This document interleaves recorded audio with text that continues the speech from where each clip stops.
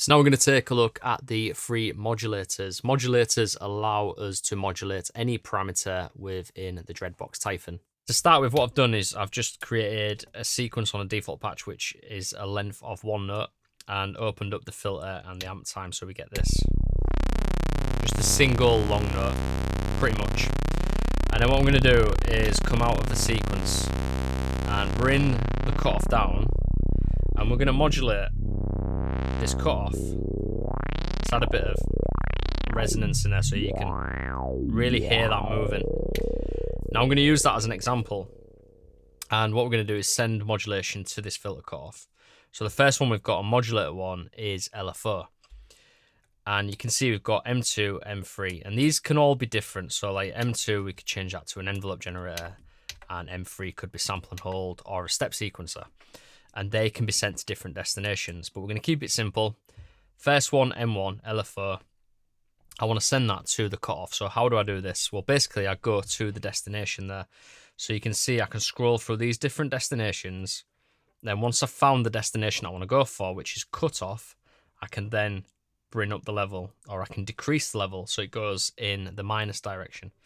So let's just put that back to 0 for now and just quickly talk about these destinations. So we've got control voltage. So everything's abbreviated, so you might have to look into the manual if you forget. But CV, just remember it means pitch of both oscillators. So let's actually do that one first. So open that up. Start to bring this level up. So you can hear the pitch of this oscillator moving. And that's the speed.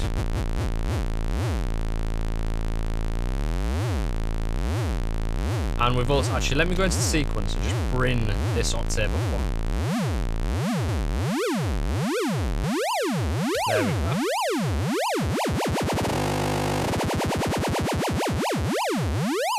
So that's a triangle waveform at the moment. Or we can go to a saw.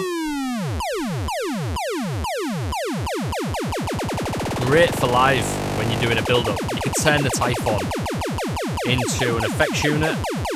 Maybe add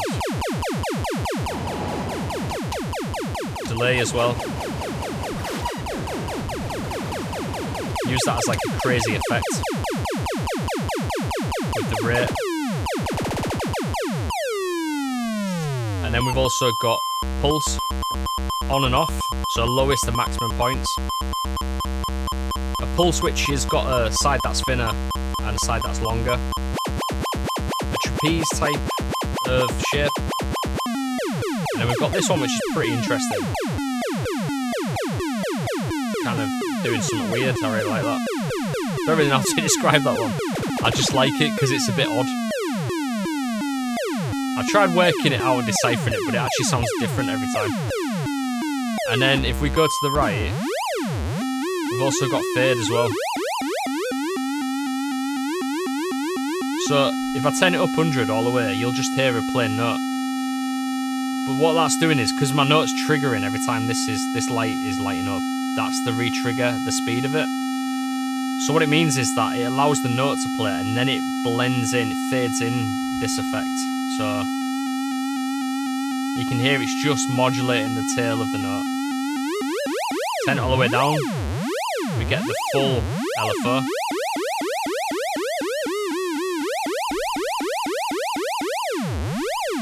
So let's just bring the level back down again. What I want to do now is just bring the filter down, and let's go to the filter next.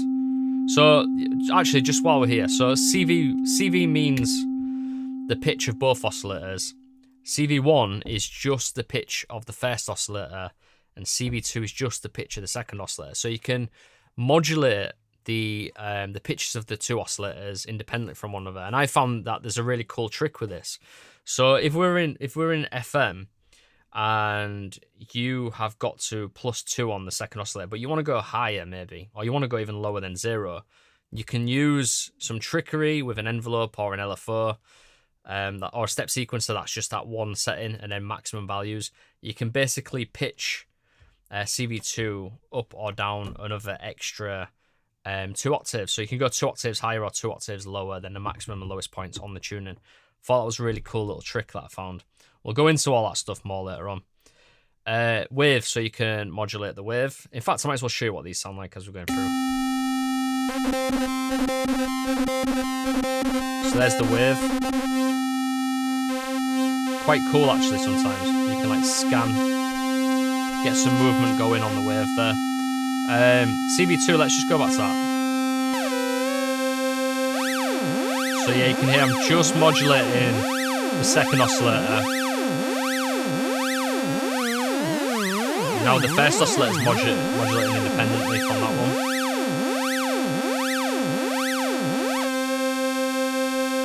And we have the cutoff, which is the one that we've been trying to get to.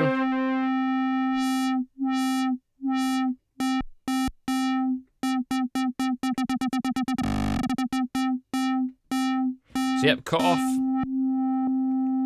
We've also got VCA, which is the VCA, the amp. We've also got effects 1. So that's actually the dry wet of the effects. FFM, which is on the set page, this FFM mount. So we're basically opening and closing that, the dry wet of it. And we also have, let me go back up, effects 2, so that's the dry and wet of the second effect slot. And the dry and wet of effects 3 as well. Resonance. So actually these next ones, so I wanted to get to these. These next 3 are the custom targets, which I'll talk about in a second. So first of all, what I want to do is just go back to the cutoff. Now this rate, obviously it's not timed, is it? So what we can do is we can go into the sync options again, and you'll notice that we've got M1, M2, and M3. They're all set to 3 at the moment. So like we did with effects 3 slot, we can go into M1 and change it to BPM. Key will just mean that it resets every time the key is pressed. So if I go to the sequencer now and change the division, it's resetting the start time or the start position of the LFO. So it's basically a retrig for the LFO. If we come out the sequencer now, go into sync options, turn that back off. That's the wrong one, sorry. Make it 3 again, or we can change it to BPM. So we've got a BPM setting now.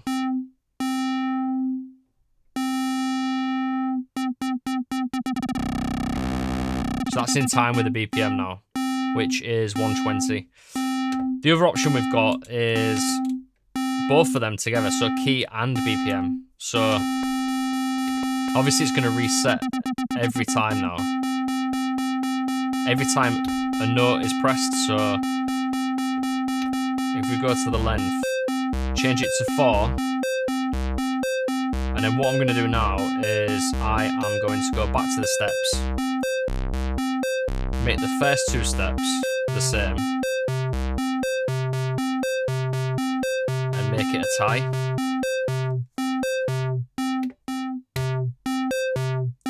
So you can hear that it's not resetting within that first little bit, the first and second note. Let's come out the sequence now, and then maybe go to, so you can hear it's different now, it's resetting on each note.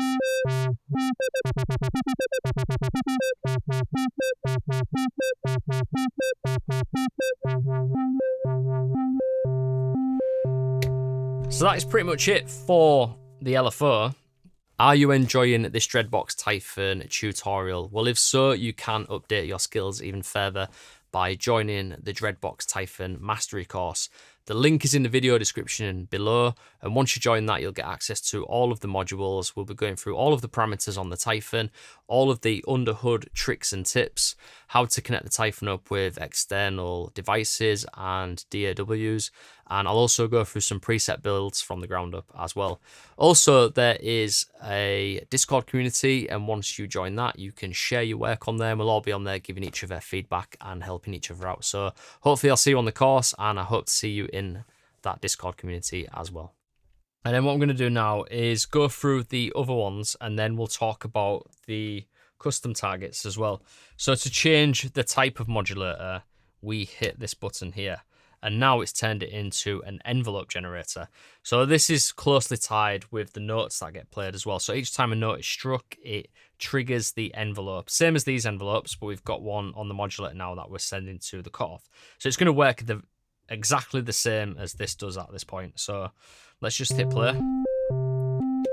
Let's bring the level up.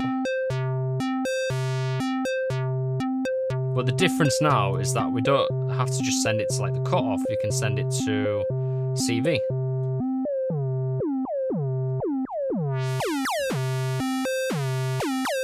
Get these really cool snappy sounds from it.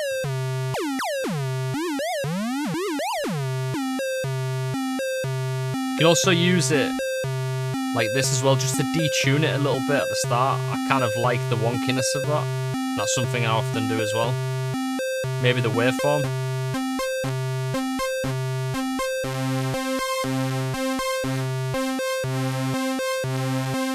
Quite interesting. Right, so let's bring that back down. And let's go to the next one now. So with that, you've obviously got attack, decay and release is attached to one single slider, and then you've got sustain, and then obviously these two are for destination and level again. Sample and hold, which is random. What I'm going to do now is maybe go to CV, bring this all the way up. Just randomizing the pitch now. Change the speed, get like weird computer vibes. Bring that back down.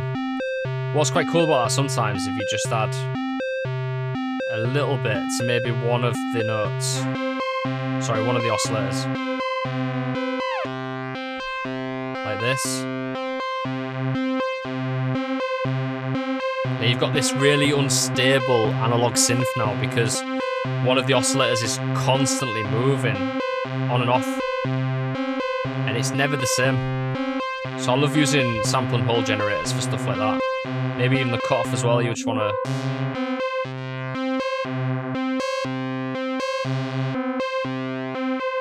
just get a bit of randomness going into the patch.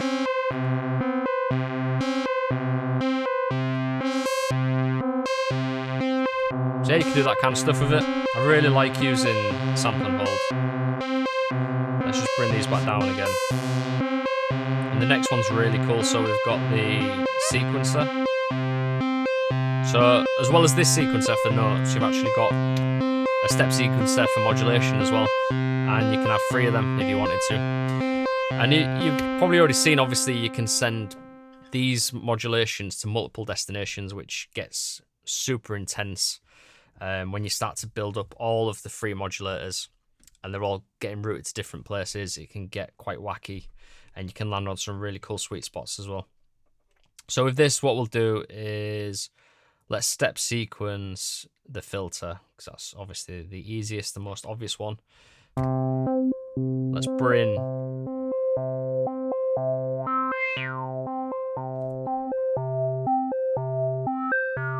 like that. Let's have it like that to start with. And then what I'm going to do is select how many steps I want. So I'm going to choose 8 steps. And then you can see, just like the other sequencer, we can select the step and then the level amount. So what I'm going to do is bring up the level first, and you'll hear that by default we've got 30, 60 and 100 on those first 4 steps. So what I'm going to do is just bring them all down to 0 to start with. Might bring that down as well. So let's go through and just add a level for each of the steps.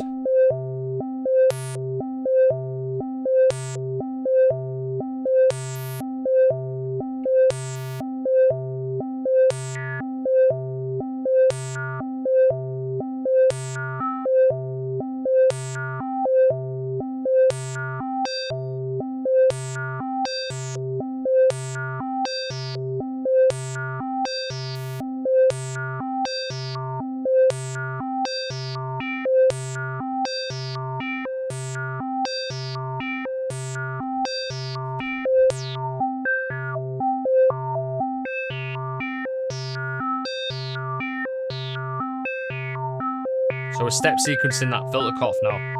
But as I said before, we can send that to other things as well. So maybe like Oscillator 2. Might want to just add a bit of detune. Some notes more detune than others. The waveform, so it goes back to the single oscillator.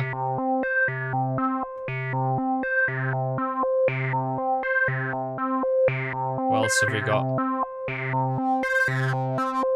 FX1, you can make some of the notes more distorted than others. FFM, so the frequency modulation for the filter. FX2.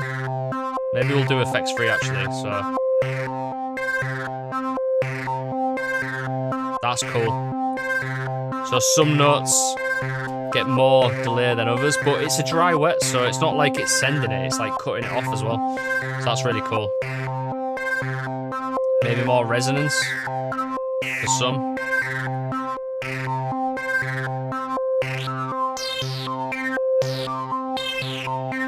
So these ones are the custom targets.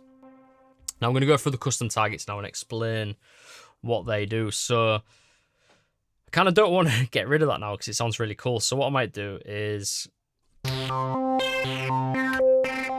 fact, I'm going to have to, aren't I? So I'm going to have to go back through and just like turn all these off. But I really like that. That was quite cool what we did there. So I'm just going to turn all of those cool modulation mappings off.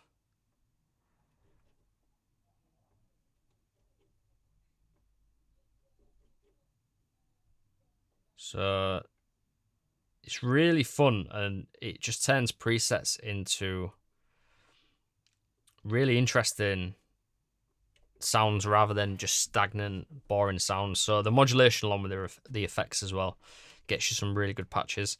So the step sequence, we're going to use step sequence still. And what I'm going to do is explain how to change the custom target and why you would want to use a custom target and the benefits of it, or the benefits that I found for it anyway. So we've got 3 custom targets per modulator. So if you scroll all the way to the top, you can see it says 3 point, 2 point, 1 point. By default, it's resonance, EGL, and F31. I don't even know what they are actually. Let me just go back in.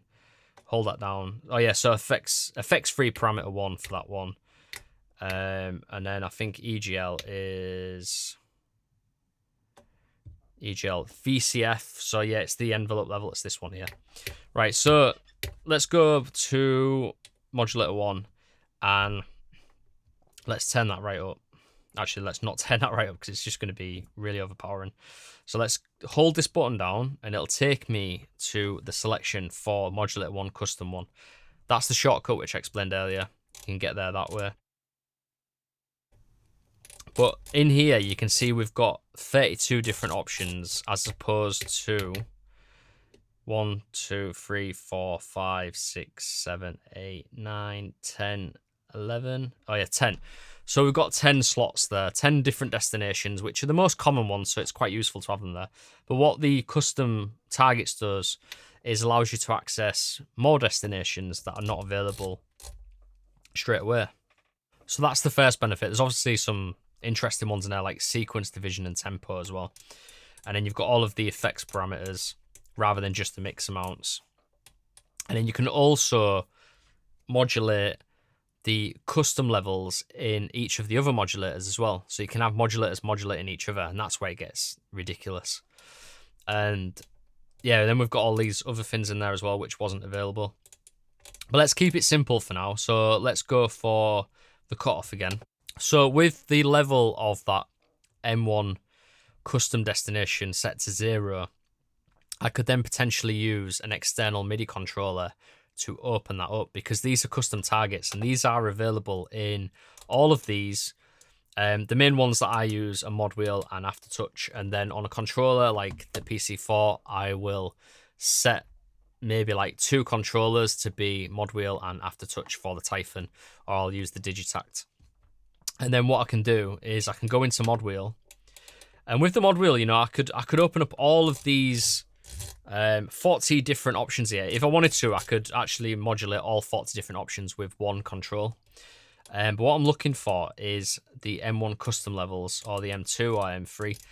And if I go to M1 custom level 1, turn that all the way up, what that means is with a mod wheel on a keyboard, or maybe like this, maybe this knob here, if I set the CC to be mod wheel, so this is mod wheel, it will open up whatever I set within this. And this is per preset as well. It's not just a global thing, it's per preset, so you can get really intricate presets doing this. And what it effectively does is, you'll have to use your imagination because this is not plugged in, but imagine this is playing. As I open this up, this will open up, so it'll sound like this.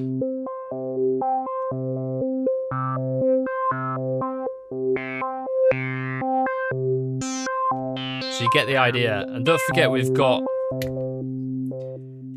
3 different destinations there, plus 3 destinations on 2 and 3 destinations on 3. So you can effectively open up 3 modulation lanes using a mod wheel per preset. And not only that, you can also open up other things like maybe the filter cutoff, maybe you can bring in some reverb. I do this in my preset pack a lot. There's a lot of mappings like this as well, which can be useful when using a mod wheel or aftertouch. And it goes the same with velocity and stuff like that as well. So velocity obviously is linked to the sequencer as well, so you can use the velocity slider as another sequencer to open up that as well. It gets quite intricate and interesting. So yeah, definitely try experimenting with that. We're going to do a lot of that later on in the course.